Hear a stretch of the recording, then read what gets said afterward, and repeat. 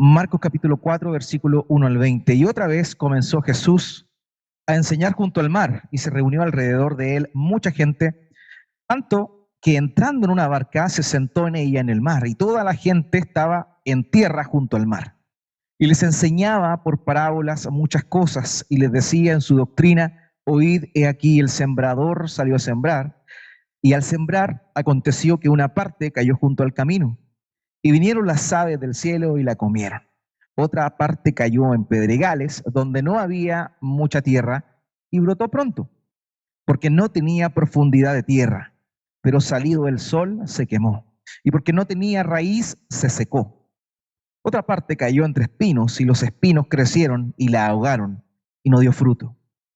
Pero otra parte cayó en buena tierra y dio fruto, pues brotó y creció y produjo a 30, a 60 y a 100 por uno. Entonces les dijo: el que tiene oídos, oiga. Cuando estuvo solo, los que estaban cerca de él, con los 12, le preguntaron sobre la parábola.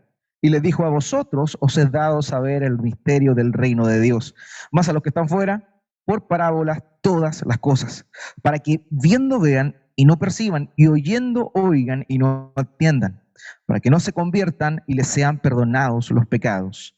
Y les dijo: ¿no sabéis esta parábola? ¿Cómo pues entenderéis todas las parábolas?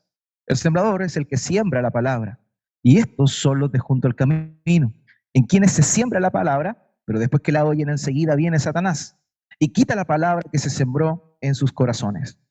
Estos son asimismo los que fueron sembrados en pedregales, los que cuando han oído la palabra, al momento la reciben con gozo, pero no tienen raíz en sí, sino que son de corta duración. Porque cuando viene la tribulación o la persecución a causa de la palabra, luego tropiezan. Estos son los que fueron sembrados entre espinos, los que oyen la palabra, pero los afanes de este siglo y el engaño de las riquezas y las codicias de otras cosas entran y ahogan la palabra y se hace infructuosa. Y estos son los que fueron sembrados en buena tierra, los que oyen la palabra y la reciben y dan fruto a 30, a 60 y a 100. Cuando nosotros analizamos este pasaje, viene de un contexto bastante particular. Lo que estuvimos revisando la semana pasada tenía relación con las personas y cómo éstas respondían al llamado de nuestro Señor. Eso fue lo que estuvimos revisando. Vimos que habían distintos grupos de personas que oyeron el mensaje del Evangelio y respondieron de maneras distintas. Vimos, por ejemplo, cómo es que habían algunas personas que lo único que anhelaban era sacar provecho del Señor. Lo único que querían era que Él les sanara. Les daba lo mismo a los demás. No les importaba su persona, no les importaba nada de Él, solamente querían estrujarlo al máximo. También nos encontramos con otro grupo de personas ahí, los que tenían que ver con sus familiares, quienes en un principio no habían creído en Él, quienes en un principio no tenían, de alguna forma, pese a que habían estado con Él, habían compartido con Él durante muchos años, no lo reconocían como quien Él verdaderamente era. Nos encontramos con otro grupo, este grupo peligrosísimo, quienes son los religiosos, aquellos que, como Cristo no encajaba de acuerdo a sus dogmas, lo único que hacían era rechazar continuamente lo que nuestro Señor enseñaba y proclamaba. Pero finalmente nos encontramos con otro grupo de personas, aquellos que el Señor Jesucristo dice: estos son mi madre y mis hermanos, aquellos que realizan la voluntad de mi Padre. Siempre las personas no pueden quedar indiferentes a la persona de Jesús. Van a ser de un grupo o de otro grupo, pero siempre va a haber alguna visión al respecto. Nadie puede enajenarse, nadie puede abstraerse de la persona de Jesús. Y tiene que tomar una decisión. Todos en algún momento tomamos una decisión en cuanto a Cristo. Las personas que lo desprecian, evidentemente desprecio. Mientras que nosotros con humildad, reconociendo nuestras faltas, reconociendo nuestros pecados, le seguimos. Sabiendo primeramente que la salvación es de Él, sabiendo primeramente que no hay nada bueno en nosotros que podamos aportar como materia prima a nuestra salvación. Lo único que, entre comillas, damos es nuestra condición de pecado, por la cual nuestro Señor Jesucristo tuvo que padecer la aflicción de la crucifixión. Ahora, cuando nos encontramos con este pasaje, es uno de los pocos pasajes registrados en Marcos donde vemos a Jesús enseñando. Él siempre enseñaba. De hecho, Marcos es uno de los evangelios que más habla de que Cristo enseñaba. Sin embargo, curiosamente, no aparecen muchas enseñanzas del Señor dentro del relato de Marcos. Sin embargo, aquí nos encontramos con esta parábola que está presente en todos los evangelios sinópticos. Es decir, tanto Mateo como Marcos y Lucas registran precisamente esta enseñanza. Y es curiosa, puesto que, como les comentaba, Marcos no se detiene precisamente en poder mostrar lo que Jesucristo enseñó. Pero esto es importante y por eso es que Marcos lo registra. Y el momento en el cual comienza este relato es un momento muy importante dentro de la vida pública del Señor Jesucristo. Su momento de popularidad estaba en un punto muy álgido, como lo vimos anteriormente. Tanto así que él tenía siempre una barca lista, cosa que cuando ya la gente se agolpara y se descontrolara, él pudiera abordar esa barca e ir a otro lado. Ese punto era el cual se encontraba nuestro Señor, en un momento de popularidad extrema, donde prácticamente tenía que arrancar. De manera que la barca, en este pasaje que acabamos de leer, no solo era el medio de transporte, sino que finalmente, dadas las circunstancias, dadas las presiones que él tenía, donde la gente se agolpaba, finalmente la barca se convirtió en su púlpito. Se convirtió en el lugar donde él se sentaba, mientras las demás personas estaban a la orilla del lago escuchando sus enseñanzas. O sea, él es el único que puede transformar un barco en un púlpito. Pero así es nuestro Señor. Ahora, él tenía, y dentro de lo que hemos visto del Evangelio según Marcos, él siempre muestra y comienza hablando de la misión que él tenía de poder proclamar, enseñar y revelar el reino de Dios. Esa era su misión principal. Él era el rey del cielo. Y junto con él su reino venía a este mundo. Ahora, cuando nosotros vemos eso, lo podemos corroborar ciertamente cuando él comienza su predicación, luego de que Juan es apresado, él llega a Galilea y comienza predicando: arrepiéntanse porque el reino de los cielos se ha acercado. La enseñanza de nuestro Señor Jesucristo estaba basada precisamente en la enseñanza del reino de los cielos, algo que los hombres en aquel entonces no comprendían muy bien, o lo poco que comprendían estaba tergiversado por la enseñanza de los escribas y de los fariseos de su tiempo, quienes corrompieron de alguna manera y solamente tomaron algunos factores, dado su contexto, para poder ampliarlos. Por ejemplo, la Biblia hablaba de un Mesías, el Antiguo Testamento hablaba de un Mesías que le iba a traer libertad. Entonces, en el momento en el cual ellos se encontraban, estaban bajo opresión romana, de manera que ellos solamente entendieron que el Mesías era un gobernador, un caudillo, quien les iba a traer libertad de la opresión de Roma. Y esa era la visión del rey del cielo o del reino de los cielos que tenían los judíos en ese tiempo. Y por eso es que nuestro Señor se encarga de dar a conocer verdaderamente cuál es el reino de los cielos. Y para eso nuestro Señor Jesucristo utilizó un instrumento, una herramienta maravillosa, pero a la vez misteriosa, las cuales son las parábolas precisamente. Las parábolas. ¿Qué es una parábola? Una parábola, hermanos, es simplemente un dicho, un símbolo, una comparación o una figura. Eso es una alegoría, es una historia, puede ser una historia. Hay muchas formas en las cuales se podían hacer parábolas en ese tiempo. Ahora, si nosotros hacemos un análisis crítico de la enseñanza de nuestro Señor Jesucristo, nosotros podríamos fácilmente comprobar que el 35% de su enseñanza registrada en las Escrituras fueron precisamente en forma de parábolas. O sea, todos los registros del Evangelio que tenemos, el 35% corresponde a las parábolas. Ahora, las parábolas tenían una característica: eran figuras que las personas podían entender de manera sumamente sencilla, porque estaban al alcance de su cotidianidad. Por ejemplo, aquí estamos hablando de un sembrador que salió a sembrar.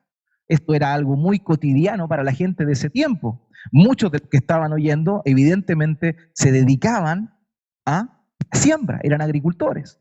Entonces las parábolas tienen esta maravillosa practicidad, por así decirlo. La gente podía fácilmente comprender, por lo menos, la figura. Ahora, sí tenían un toque misterioso. O sea, había una enseñanza del reino de los cielos, es decir, el Señor quería mostrar una verdad eterna por medio de un lenguaje simple. Pero también había algo misterioso. Las parábolas no eran para todos. Las parábolas no eran para todos. Y el mismo pasaje ahí dice lo que quería hacer nuestro Señor Jesucristo. Acompáñenme, por favor, al versículo 11 y al versículo 12. Dice, y les dijo: a vosotros os es dado saber el misterio del reino de Dios. Mas los que están fuera, por parábolas todas las cosas, para que viendo vean y no reciban, y oyendo oigan y no entiendan, para que no se conviertan y les sean perdonados los pecados. Note este elemento misterioso de las parábolas. Él lo hacía de una manera sencilla, con un lenguaje cotidiano. Sin embargo, la profundidad del mensaje tenía algo de misterioso que no era para todos. Ahora, el Señor tenía la idea de no privar a nadie de las verdades del reino, pero también la claridad de la enseñanza o el rigor de la enseñanza solamente estaban dadas a sus propios discípulos.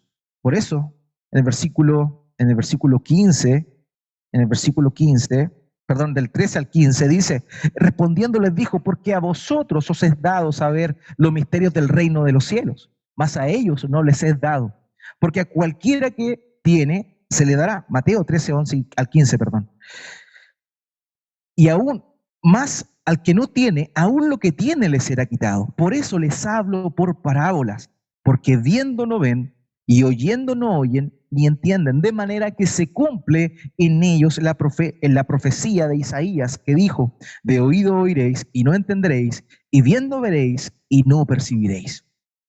Porque el corazón de este pueblo se ha engrosado y con los oídos oyen pesadamente, y han cerrado sus ojos para que no vean con los ojos y oigan con los oídos, y con el corazón entiendan y se conviertan, y yo los sane. Esa es una cita de Isaías capítulo 6, versículos 9 al 10, que hace nuestro Señor Jesucristo, dándole a entender a sus discípulos que, claro, Él anhelaba mostrar las verdades del reino, lo hacía por medio de parábolas, pero en rigor, los únicos que podían comprender estas verdades eran sus discípulos. Amados, una de las grandes características de este Dios todopoderoso que nosotros tenemos, este Dios único y verdadero, es que Él se dio a conocer. Es un Dios infinito, hermanos. Es un Dios inmenso. Sus dimensiones no pueden ser contadas. El espacio no lo puede contener. El tiempo no lo puede limitar.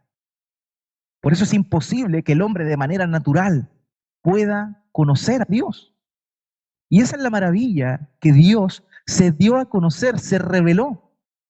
Y esa es la gloria de Él. La gloria de Él consiste precisamente en el hecho que Él quiso revelarse a nosotros. Los discípulos no podrían haber entendido el mensaje simple del reino si Jesús no se lo hubiese explicado. Esa es una de las grandes maravillas del Evangelio. Es Dios acercándose al ser humano, es Dios salvando al ser humano, pero también es Dios dándose a conocer al ser humano. Él bien podría habernos salvado y nosotros no habernos dado cuenta, pero Él quiso que nosotros le conociéramos. Y de hecho, la promesa eterna que nos ha dado, llamada bíblicamente la vida eterna, consiste precisamente en conocer a Dios. Vida eterna no es vivir eternamente. Vida eterna no es seguir existiendo por la eternidad. Porque de hecho, los impíos, las personas que no se convierten, las personas que rechazan a Cristo, van a estar vivos eternamente también. Pero ellos van a estar en condenación. La diferencia entre el concepto de vida eterna y condenación es que la vida eterna solamente la pueden tener aquellos que están en Cristo. Porque el Hijo del Hombre vino a dar vida eterna y vida en abundancia. Mientras que la condenación igual es eterna. Las personas existirán eternamente, pero no van a estar en ese concepto de vida eterna.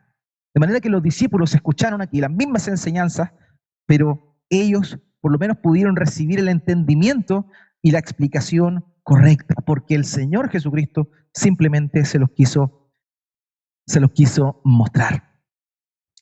Una de las tácticas utilizadas en la guerra para proteger algo importante era esconder a simple vista. Siempre cuando un país, una nación o un conglomerado quería descubrir qué estaba haciendo el otro, o quería robarle o quitarle algo valioso al otro, las técnicas de inteligencia buscaban buscaban de alguna forma esconder de mejor manera, o sea, buscar de mejor manera lo que el otro estaba escondiendo. Pero la técnica más importante que tenía aún, o la más usada que tenían los países, los gobiernos, los conglomerados, era esconder lo valioso a simple vista. De esta manera, encontramos nosotros aquí las parábolas. Las parábolas es esconder a simple vista. Con un mensaje común, familiar para todos, esconder las profundidades de los misterios de Dios. Ahora bien, el Señor les dice a sus discípulos, cuando llega ese momento, les dice, ¿saben qué? A ustedes les he dado a conocer los misterios del reino, pero les tira las orejas y les dice algo. Les dice en el versículo 13 del capítulo 4 de Marcos, y les dijo, ¿no sabéis esta parábola? Pues, ¿cómo entenderéis todas las parábolas? Hermanos, esta enseñanza que acabamos de leer y que vamos a estar reflexionando es la enseñanza o la doctrina más básica que el Señor Jesucristo enseñó con respecto al reino de Dios. Esto sí que es doctrina básica. Y tristemente muchos de nosotros no logramos comprender lo básico y sencillo que es esta parábola. Pero es tan tremenda la información que da y es tan importante y nos desafía a hacer un autoexamen tremendo cada uno de nosotros. Cada uno de nosotros no podemos terminar esta mañana acá y no hacer un chequeo, no hacer una autoevaluación. Es necesario realizarla. ¿Por qué? Porque esta es la doctrina más básica que el Señor Jesucristo enseñó. Por eso, el título de este sermón es una doctrina básica. Ahora, de manera preliminar, tenemos que enmarcar o definir algunas cosas que nuestro Señor Jesucristo desarrolló aquí. En primer lugar, habla de un sembrador. ¿Quién era ese sembrador? Ese sembrador, de acuerdo a lo que el Señor Jesucristo mismo dice en Mateo capítulo 13, versículo 37, era el Hijo del Hombre. Era el Hijo del Hombre. ¿Y quién era el Hijo del Hombre? Él mismo. El Señor Jesucristo era el sembrador que aparece en esta parábola descrita. Otro elemento importante que vemos aquí es la semilla. La semilla, de acuerdo a Mateo capítulo 13, versículo 18, corresponde a la palabra del reino, a la palabra de Dios. O sea, Jesucristo es el sembrador, la semilla es la palabra del reino de Dios y el terreno es el corazón del hombre. Esos tres elementos son los que nos van a acompañar durante esta mañana para poder comprender esto. Esta parábola muy conocida como la parábola del sembrador, pero algunos autores han señalado que el término más correcto para este debería ser la parábola de los terrenos, porque la prioridad no está en el sembrador. El sembrador desde el primer momento se dice quién era. El sembrador era el Señor Jesucristo, el Hijo del Hombre. El segundo elemento también es sumamente sencillo. ¿Cuál es la semilla? Es la palabra de Dios. De manera que la semilla es la misma que se arroja en todos lados. Era la misma semilla. Lo importante aquí es el terreno. Es el terreno. ¿Y qué es el terreno? De acuerdo a lo que los pasajes nos muestran, el terreno que sale mencionado acá corresponde al corazón del ser humano. Amados, la importancia fundamental y radical de esta enseñanza es poder analizar, es poder meditar en cómo los corazones de los hombres están dispuestos a recibir la palabra de Dios. Esta parábola tiene dos elementos importantes. Primeramente, es un desafío, ya que insta a todos a oír. A todos los insta a oír el mensaje del Evangelio. Pero también es una advertencia. Termina diciendo, el que tenga oídos para oír, que oiga. El que tenga oídos para oír, que oiga. Esto es un mensaje de desafío para nosotros, pero también es una advertencia. Es una gran advertencia. Por último, en estos cuatro terrenos nosotros podemos contemplar cuatro respuestas ante el Evangelio. Estas son las cuatro respuestas más comunes que nosotros nos encontramos. En todos, en todos.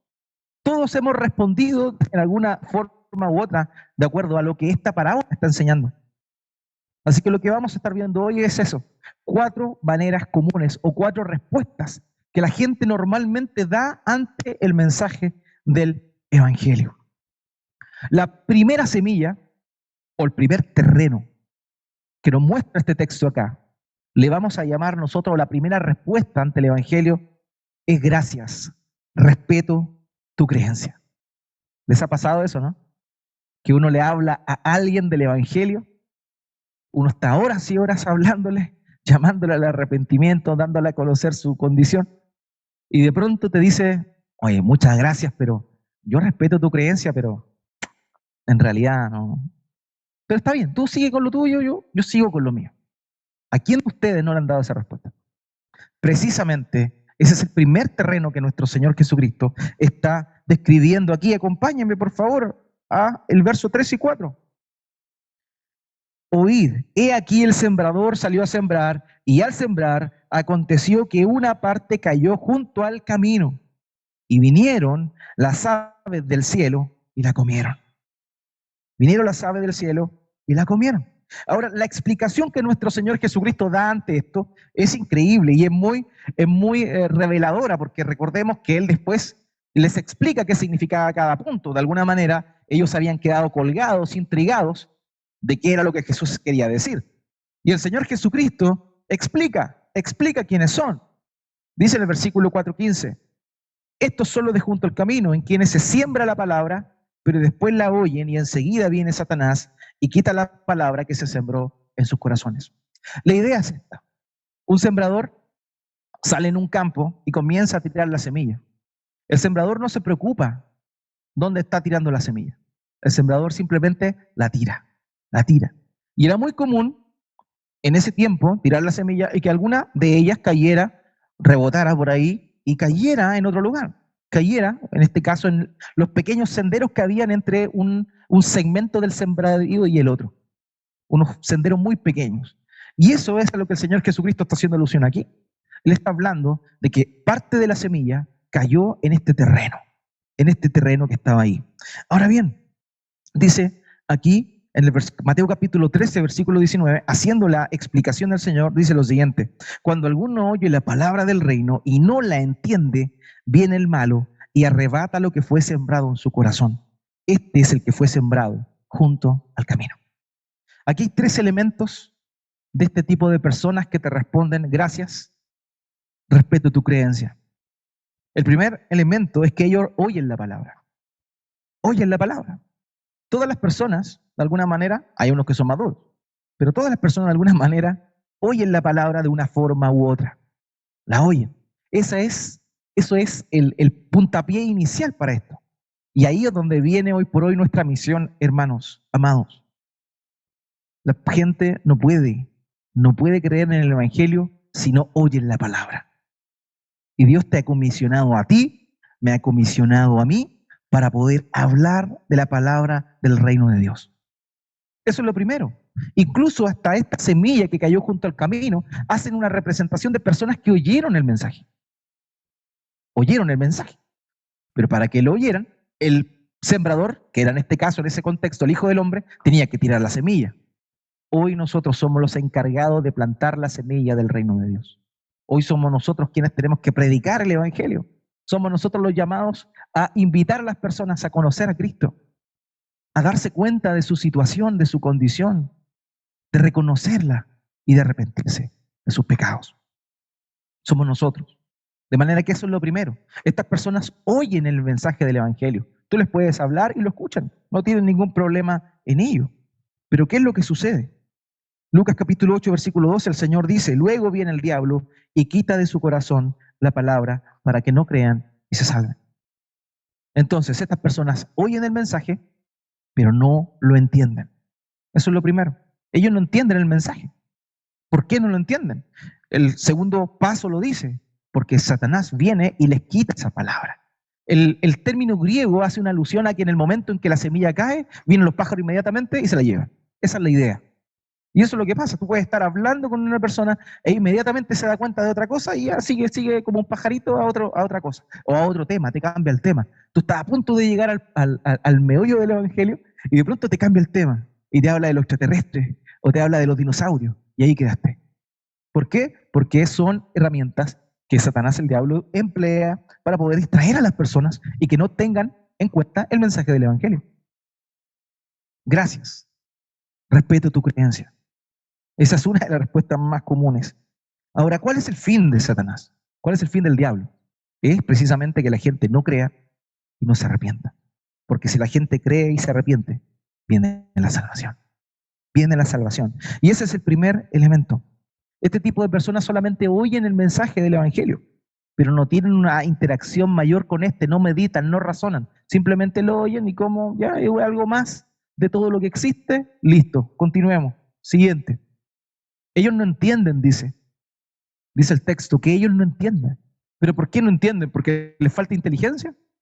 No, no entienden porque su preocupación o su ocupación está más enfocada en sus propios razonamientos. Hablan de cierta libertad, yo soy un libre pensador, te pueden decir, pero en rigor ni siquiera son libres pensadores. ¿Por qué? Porque ese pensamiento que tienen, alguien se lo inseminó. ¿Y quién se lo inseminó?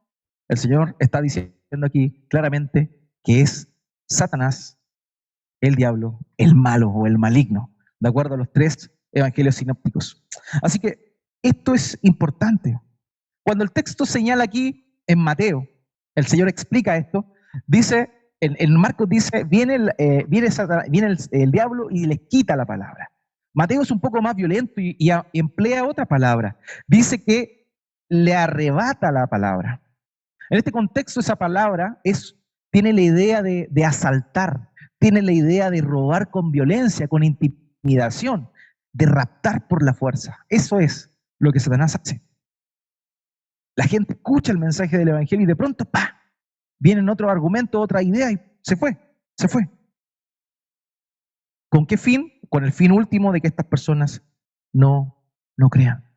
Amados, no debemos desconocer las artimañas del diablo. No debemos desconocer eso. Muchas veces nosotros vivimos como pajaritos, pensando y sabiendo, creyendo en Dios, sabiendo que Él es fuerte, sabiendo que tenemos una lucha contra la carne, contra nuestra propia naturaleza, pero desconocemos o queremos desconocer que Satanás es real, es un ser espiritual real y que está continuamente hablando, que está continuamente obrando. ¿Y cómo lo hace Él? Pablo dice que Él se disfraza como un ángel de luz. La visión hollywoodense del diablo, lo único que ha hecho es mostrar al diablo como un ser rojo con cola y con cacho y con un tridente. Esa es la visión antigua hollywoodense del diablo. Pero Pablo dice que no, el diablo no es así, el diablo es sumamente atractivo. Es sumamente atractivo. Es como un ángel de luz, irradia paz. Por eso es que es el padre de la mentira. Cuando ahora habla de mentira, de suyo habla, de su propia naturaleza habla, porque es mentiroso y padre de mentira. ¿Y cómo obra Satanás? Por medio de los pensamientos del mundo, por medio de huecas sutilezas, como dice Pablo a los colosenses, por medio de filosofías, por medio de ideologías que están ahí, que están presentes y que nosotros muchas veces reconocemos, pero no entendemos que quien está detrás de todo eso es el diablo. Es el diablo. Primera de Juan capítulo 5, versículo 19 dice esta verdad. Dice, sabemos que somos de Dios y el mundo entero está bajo el maligno. ¿Se da cuenta de lo que está diciendo él? El mundo entero está bajo el maligno. El pensamiento del mundo está regido por el maligno. Está regido por Satanás. Eso es una gran verdad. Es una gran verdad. Y es increíble cómo este pensamiento ha ido permeando cada vez más a la humanidad. Como cosas que son contra la naturaleza, como cosas que son claramente ajenas a lo que Dios estableció, están reinando, están imperando. ¿Y quién está detrás de eso? Satanás, el diablo. Y no podemos desconocer sus maquinaciones.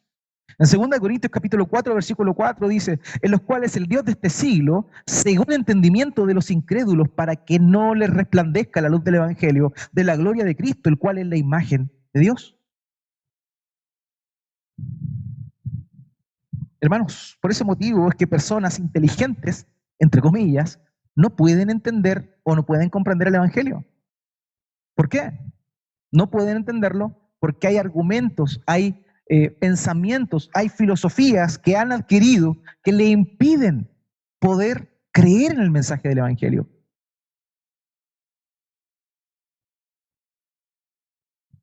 Muchas personas hoy día tienen una visión naturalista de la creación.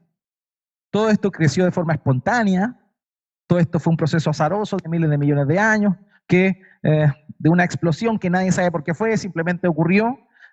Se formó todo, de ahí fue el puntapié inicial para todo lo que tenemos hoy, para todo lo que vemos hoy. ¿Y por qué creen eso? Lo creen porque hay un pensamiento de fondo, hay una cosmovisión naturalista, que todo se dio de forma natural y no hay una concepción creacionista, que todo lo que existe ha sido creado. También están aquellos que son más místicos, que tal vez no se van por eso, no se van por lo que los otros dicen, bueno, nosotros somos hombres de ciencia o nosotros creemos en la ciencia, pero también hay personas que no se van por eso, y se van por el lado más místico, por el lado animista, y dicen, bueno, las energías, los chakras, hablan también de el karma y esas cosas. Son un poco más místicos, pero finalmente un poco más de lo mismo. Son pensamientos inseminados por Satanás para que las personas no crean el Evangelio. Esos son los pájaros que vienen y se comen la semilla que cayó de la palabra de Dios. Ellos creen tener excusas intelectuales sólidas, pero no es así. Satanás, finalmente, el malo es quien está teniendo el control de su entendimiento. Un hombre famoso, ateo, un férreo enemigo del cristianismo llamado Richard Dawkins, dijo lo siguiente, y note lo que dice, porque suena muy intelectual y muy creíble su razonamiento. Él dice, estoy en contra de la religión porque nos enseña a estar satisfechos con el no entendimiento del mundo. Eso dice. Y evidentemente suena lógico, ¿cierto? Suena lógico que dentro de su perspectiva atea. Pero ahora cuando se le pregunta cómo es que la vida cómo es que la vida tiene sentido, cómo la vida tiene lugar, él simplemente habla de una teoría que él le llama el gen egoísta, que dice que en rigor Darwin se equivocó y lo único que hizo fue simplemente dar un puntapié inicial para que entendamos que los genes son los que quieren preservarse y tienen distintas modificaciones para poder permanecer en el tiempo. Y esa es su teoría. Él es un etólogo, un biólogo y un escritor. Y él dice eso, oye, estoy contra la religión porque nos enseña a estar satisfechos con el no entendimiento del mundo. Ahora usted le pregunta a Richard Dawkins cómo fue que sucedió todo lo que sucedió desde el principio y dice que no sabe. Se está contradiciendo el mismo. Pero ¿cómo una persona tan intelectualmente desarrollada puede llegar a esa conclusión? Sencillo, el príncipe de este mundo tiene velado el entendimiento del hombre. Y eso es lo que pasa. Personas llegan, escuchan la semilla y del Evangelio, la palabra del Evangelio, y sucede que vienen los pensamientos, vienen las ideologías, vienen las preconcepciones y argumentos y se llevan. Y eso sucede. Pero ¿saben qué? Normalmente cuando hablamos de este tipo de semilla estamos hablando de el concepto del ateísmo o de la incredulidad, del agnosticismo, pero también hay otro tipo de manifestación de esto que es muy peligrosa a la vez, que son aquellos que tal vez no te rechazan a Dios, tal vez no niegan que Dios exista, pero sí, ellos creen que Dios está de acuerdo con lo que ellos hacen. Y ellos dicen, bueno, Dios me ama, Dios me acepta tal cual soy, Dios me acepta tal cual soy. Y esas personas también son semillas que cayeron junto al camino. Porque esos pensamientos de que Dios me ama, no importa cómo soy, Dios me quiere como estoy, no necesita transformarme, evidentemente provienen de Satanás, del diablo. Y eso no lo podemos nosotros olvidar. En el mejor de los casos, estas personas te van a decir, gracias, respeto tu creencia y la de los demás, pero yo no creo en esto. Este es el caso de las personas que fueron sembradas junto al camino. El segundo, o la segunda respuesta que vemos aquí que nuestro Señor Jesucristo grafica, es la siguiente. Hay personas que se acercan a Cristo, llegan a la iglesia en algún momento, pero al poco andar, terminan diciendo, ¿sabes qué? Es muy difícil ser cristiano. Y eso es lo que aparece descrito en Marcos capítulo 4, versos 5 al 6. Otra parte cayó en pedregales donde no tenía mucha tierra y brotó pronto porque no tenía profundidad de tierra. Pero salido el sol se quemó y porque no tenía raíz se secó. Note bien los elementos descritos acá. no tenía mucha tierra, brotó pronto porque no tenía profundidad de tierra, pero salido el sol se quemó y porque no tenía raíz se secó. Si nosotros comparamos esto con la semilla anterior ni siquiera alcanzó a germinar. Simplemente cayó, rebotó, vinieron las aves y se la llevaron. Pero esta, por lo menos, brotó, esta germinó, esta dio indicios de una conversión verdadera. Esta dio indicios de verdaderamente dar crecimiento. Esa palabra llegó, entró a ese corazón y empezó a brotar. Empezó a brotar. En el versículo 16 y 17 el Señor explica y dice, estos son asimismo los que fueron sembrados en pedregales, los que cuando han oído la palabra, al momento la reciben con gozo. Note bien esto, la diferencia. La reciben con gozo, pero no tienen raíz en sí, sino que son de corta duración. Porque cuando viene la tribulación o la persecución por causa de la palabra, luego tropiezan. La diferencia sustancial entre estos que te van a decir, es muy difícil ser cristiano, es que ellos al principio parecen cristianos. Al principio van a la iglesia, comienzan a leer la Biblia, comienzan a orar, parecen creyentes. Empiezan a decir, oye, Dios me está transformando, Dios me está cambiando, empiezan a leer la Biblia y como que pareciera que son de verdad. Pareciera que son de verdad. Pero ¿qué sucede? Versículos 16 al 17. Pero no tienen raíz en sí, sino que son de corta duración, porque cuando viene la tribulación o la persecución por causa de la palabra, tropiezan. Tropiezan. Ellos oyen la palabra, la reciben con gozo, germina, pero duran poco. Creen por un tiempo limitado y vuelven atrás. Vuelven atrás. Y cuando viene el sufrimiento, la persecución, la presión por ser creyentes, por pensar distinto, por ahora creer en Dios, empiezan a sentir el hueco que le hace su familia, porque ya no los invitan tanto tal vez. Empiezan a sentir la presión de que la gente lo empieza a mirar con recelo, porque tenemos que tener claridad de que si vamos a seguir a Cristo vamos a sufrir algo de persecución, algo de sufrimiento. Eso es parte de ser cristiano. O sea, si tú piensas que va a ir de gloria en gloria, de victoria en victoria, y que nunca vas a tener un problema, o que nunca nadie te va a perseguir, o que nunca nadie te va a tener mala por ser cristiano, estás totalmente equivocado. Porque el camino del cristianismo es un camino así, si no, pregúntele al Señor, quién estaba en su momento, en su apogeo de popularidad más grande, pero terminó siendo crucificado. O sea, eso va a ocurrir. Estas personas escuchan el Evangelio, la reciben con gozo, se entusiasman, van a las oraciones, se conectan todos los días, aparecen en todas las reuniones.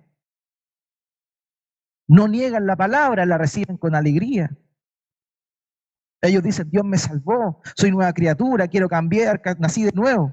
Pero al poco andar todo queda en nada. ¿Por qué? Porque no había profundidad de tierra. Este era un terreno que era arena, ¿cierto? Pero abajo era tierra y abajo había piedras. Y como no había profundidad para que la raíz comenzara a crecer, a agarrarse, a firmarse, simplemente se secó. Amados, eso es lo que pasa. Eso es lo que pasa. Eso es lo que nosotros vemos aquí. Nada más y nada menos que eso. Ahora bien, cuando nosotros nos encontramos con esto y con este tipo de personas, es que tenemos que saber que ellos van a tener una apariencia de cristianos, pero no son realmente cristianos. A.W. Pink dijo, las emociones han sido movidas, pero la conciencia no ha sido examinada. Hay un gozo natural, pero sin una convicción profunda o verdadero arrepentimiento. ¿Qué pasa con ellos? ¿Qué pasa con ellos que comienzan fervientes, van a todo y después se desinflan? Y lo que es peor, terminan siendo peores. Terminan siendo peores que cuando antes que comenzaran. Se dan cuenta de las altas demandas del discipulado. Se dan cuenta que Jesús dice, oye, si quieres seguirme, niégate a ti mismo, y no están dispuestos a negarse a sí mismos. Jesús te dice, oye, busca mi reino y su justicia y las demás cosas son añadidas. Y las personas están más interesadas en buscar sus propias cosas, las añadiduras, en vez de buscar el reino de Dios. Y vuelven atrás, simplemente. Cuando Dios te dice que tienes que priorizar su reino, evidentemente no hay un interés. Dios te dice, toma tu cruz y sígueme, y tú estás más interesado en tu propio plan antes que seguir a Cristo. Se empieza a sentir la presión, te empiezan a discriminar, finalmente vuelves atrás. Vuelves atrás. Esa persona tuvo apariencia de ser cristiano, pero nunca lo fue. Juan, en primera de Juan, capítulo 2, verso 19, dice, salieron de nosotros, pero no eran de nosotros. Nótelo bien. Salieron de nosotros, pero no eran de nosotros. Porque si hubiesen sido de nosotros, habrían permanecido con nosotros. Pero salieron para que se manifestase que no son de nosotros. Viene la presión y se van. Es muy difícil ser cristiano, dicen, hay que negarse a muchas cosas. A mí antes me encantaba salir y ahora soy cristiano y no puedo salir. Y les da los ahogos de una holguita marina. Eso es lo que pasa. No están dispuestos a pagar el precio. ¿Por qué? Porque alguien que sigue a Cristo tiene que saber que va a tener que padecer y que va a seguir de alguna manera u otra perseguido. Pablo le dice a Timoteo, en 2 Timoteo capítulo 3, versículo 12, todos los que quieren vivir piadosamente en Cristo Jesús, padecerán persecución. Todos los que quieren vivir piadosamente en Cristo Jesús padecerán persecución. Así que si tú crees que todo es color de rosa en el camino de la fe, estás equivocado. Te van a perseguir, de alguna manera u otra. Ahora bien, cuando dice estos tropiezan, terminan tropezando, la palabra griega tiene la idea de terminar con aversión, con repulsión frente al Evangelio. O sea, estas personas que dijeron, soy cristiano, sigo a Cristo, y que reciben con gozo la palabra, de pronto vuelven atrás y odian al Señor. Lo odian. Pero no necesariamente te van a decir que lo odian, pero con su comportamiento, con su forma de vivir, evidentemente te están mostrando que lo odian. Tenemos que tener cuidado porque hay muchas personas que parecen ser, pero no son, y que solamente han sido semilla plantada entre pedregales. Uno de los casos más emblemáticos es Saúl, el primer rey de Israel. Hermano, Saúl era un hombre prominente, dice la Escritura, que cuando Samuel va y se encuentra con él, le llama la atención porque era un hombre alto. El más alto de los israelitas le llegaba al hombro. Él le ganaba por una cabeza, era un hombre musculoso, prominente. ¿Cómo partió? Cuando se iba a encontrar con Samuel, comenzó a profetizar. El rey Saúl profetizando. La gente decía, oye, ¿acaso vamos a contar a Saúl entre los profetas? Iba impecable, un hombre fornido, un hombre que profetizaba, un hombre que les dio las primeras victorias importantes al pueblo de Israel. ¿Pero qué pasó con él? Pasó que a él le importaba más su propia agenda que la agenda de Dios. El orgullo, la envidia al ver que David estaba siendo bendecido por Dios. Mostró lo que verdaderamente había en su corazón, egoísmo, avaricia, envidia. Y terminó apostatando de la fe. Él es una semilla sembrada entre pedregales. Ahora, el gran problema de esto, amados, es que la iglesia actual, y con esto hago una crítica en general, hoy está empecinada en buscar a este tipo de personas. Personas que se dejan. Y ese tipo de personas son las que están tristemente en las iglesias multitudinarias. Las iglesias grandes, llenas de parafernalia, son iglesias que lo único que buscan es gente que tiene un corazón como los pedregales. Y por eso no es difícil, al final del día, notar que la mayoría de ellos ya no está. Y son iglesias que la gente rota, entra y sale, entra y sale. Y no salen para otra iglesia, en el mejor de los casos salen para otra iglesia, porque conocen la verdad del Evangelio. Pero en otros casos vuelven al mundo y vuelven peor que antes. ¿Por qué? Porque se les predica un falso evangelio.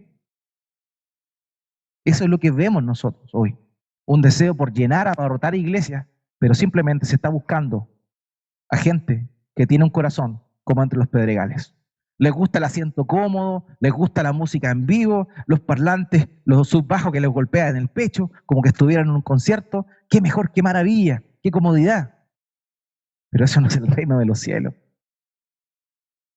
El Señor del Jesucristo, en el mejor de los casos, tuvo una barca para poder predicar desde ahí.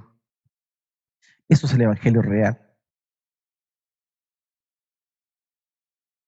Finalmente estas personas te van a decir, ¿sabes qué? Es realmente difícil ser cristiano. La tercera respuesta que vemos acá es, ¿sabes qué? Tengo mucho que hacer. Marcos capítulo 4, versículo 7, otra parte cayó entre espinos y los espinos crecieron y la ahogaron y no dio fruto. Estas son las personas que te dicen, ¿sabe qué? Es interesante lo que tú estás diciendo, pero en este momento no he pensado en eso porque estoy tan metido en lo que estoy haciendo ahora que no tengo tiempo para esto. No tengo tiempo para escucharte, no tengo tiempo para meditar en lo que tú me estás diciendo porque estoy muy ocupado, tengo un trabajo muy importante, tengo que trabajar, esforzarme por solventar los míos, cosa que está evidentemente muy bien en nuestra responsabilidad, pero se afanan en cosas que realmente no tienen una trascendencia eterna y desprecian lo importante. ¿Sabe qué? No tengo tiempo. No tengo tiempo.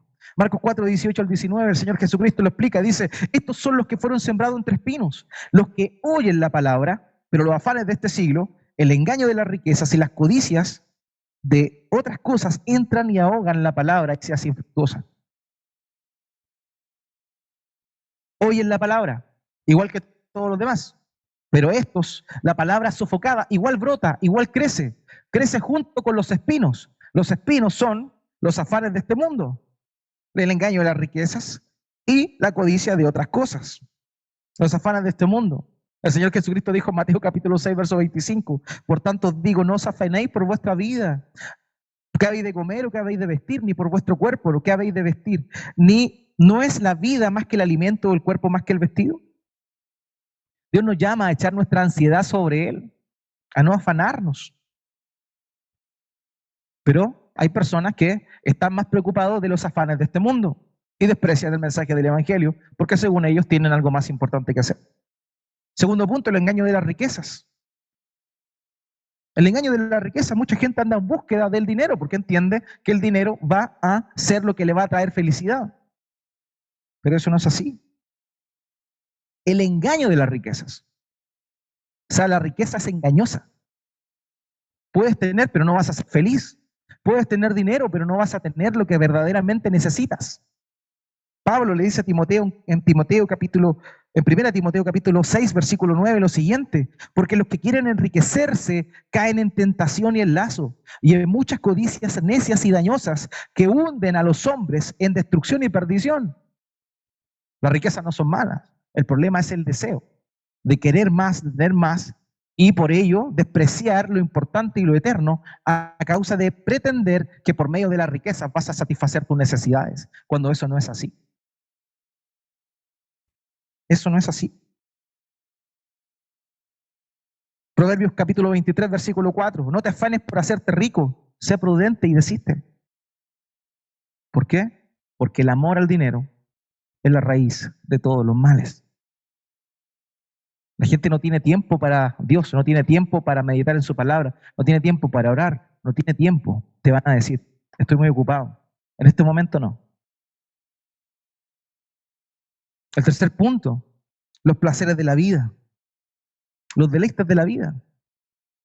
¿Qué es mejor? El sentimiento de estar en un ambiente el cual me siento bien. El vicio, el vicio.